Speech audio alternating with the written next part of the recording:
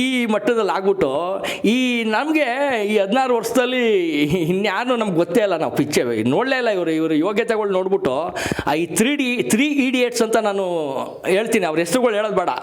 ಇವತ್ತಿನ ಕಾಲಕ್ಕೆ 3 ಇಡಿಯಟ್ಸೇ ಅವ್ರನ್ನ ಕನ್ನಡ ಇಂಡಸ್ಟ್ರಿ ಮರ್ತೇ ಬಿಟ್ಟೈತೆ, ಹೆಚ್ಚು ಕಮ್ಮಿ ಮರ್ತಿದೆ ಅವ್ರಿಗೆ.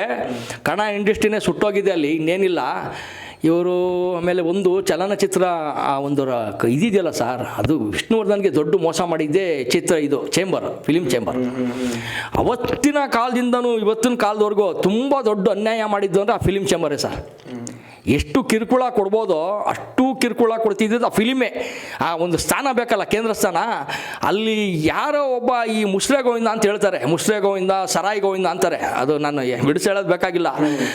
ಇಡೀ ಪಾಪ ವಿಷ್ಣುವರ್ಧನ್ಗೆ ಸಾಕಷ್ಟು ಅನ್ಯಾಯ ಮಾಡಿದೆ ಮುಸ್ರೆ ಗೋವಿಂದ. ಅದನ್ನು ನಾವು ಬಿಡಿಸಿ ಹೇಳೋದು ಬೇಕಾಗಿಲ್ಲ, ಇಡೀ ಕರ್ನಾಟಕಕ್ಕೆ ಗೊತ್ತು, ಇಡೀ ಇಂಡಸ್ಟ್ರಿಗೆ ಗೊತ್ತು. ಆಮೇಲೆ ಈಗಳಿಗೆವರೆಗೂ ಫಿಲಿಮ್ ಚೇಂಬರ್ ಅನ್ನೋದಿದೆಯಲ್ಲ, ಅದು ನಾಲಾಯಕ್ ಚೇಂಬರ್. ಅದು ಅವ್ರಿಗೆ ಮಾನವೀಯತೆ ಏನಲ್ಲ. ಒಬ್ಬ ವಿಷ್ಣುವರ್ಧನ್ ಅಂತ ನಟ ಇದ್ದ, 200 ಪಿಕ್ಚರ್ ಮಾಡಿದ್ದಾರೆ, ಈ ಥರ ಒಂದು ಇದೇ ಗೊತ್ತಿಲ್ಲ ಅವ್ರಿಗೆ. ಅವ್ರಿಗೇನೋ ಬರೀ ಇದು ಅಷ್ಟೇ.